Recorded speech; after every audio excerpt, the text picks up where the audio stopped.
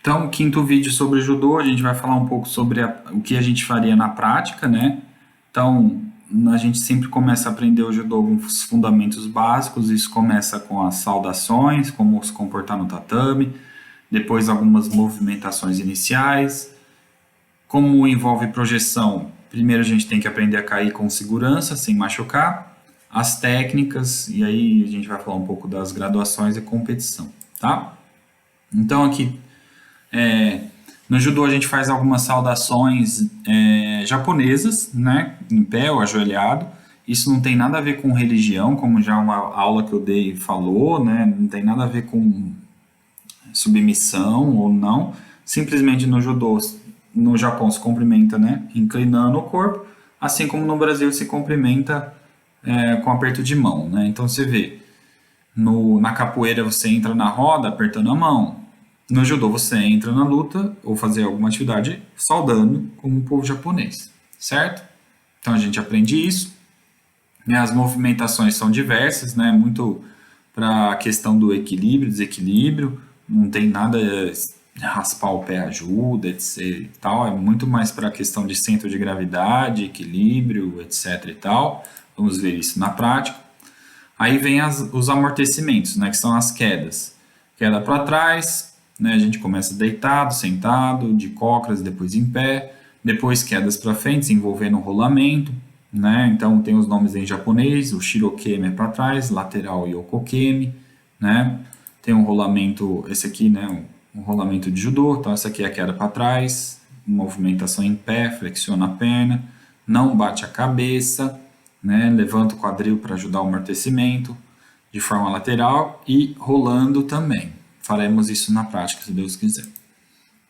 E aí vem as técnicas, divididas em técnicas de pé, né, que envolve o desequilíbrio majoritariamente aqui nas pernas, técnicas de quadril, né, onde o quadril faz a alavanca aqui, né, esse círculo aqui tá porque a técnica é o koshiguruma, né, que é abraço pescoço, técnicas de mão, né, onde o quadril e as mãos ajudam aí no desequilíbrio, tá? Imobilizações, né? A gente aprende a imobilizar o companheiro de solo, aí vai ter a posição de guarda, né? Que é essa posição aqui, muita gente brinca erroneamente com essa posição. Essa é a melhor posição para se defender no solo, né? Porque o adversário não tem as pernas, só parte do tronco e os braços, enquanto você tem os braços e as pernas para se defender, inclusive para bloqueá-lo entre as pernas, né? A posição de guarda é a melhor posição de defesa, a gente vai ver isso na prática. Então, resumindo, né, para fazer as técnicas, tem a movimentação, tem que fazer a pegada, aí as técnicas são divididas pé, quadril, braço e sacrifício. As técnicas de sacrifício a gente não faz na prática, mas por que elas têm esse nome? Porque a pessoa deita primeiro para projetar o adversário, tá?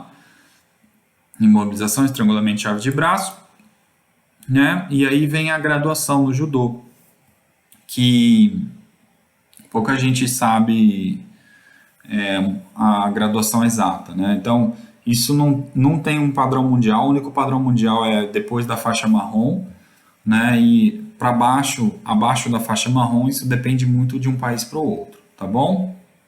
E o que eu estou falando aqui no slide. Então, hoje no Brasil é mais ou menos isso, né?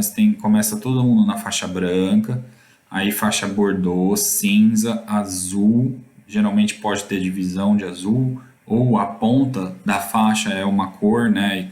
E a maior parte da faixa é outra cor, isso quer dizer uma faixa intermediária. Amarela, laranja, verde, roxa, marrom. Então, a partir da faixa marrom, o mundo é igual.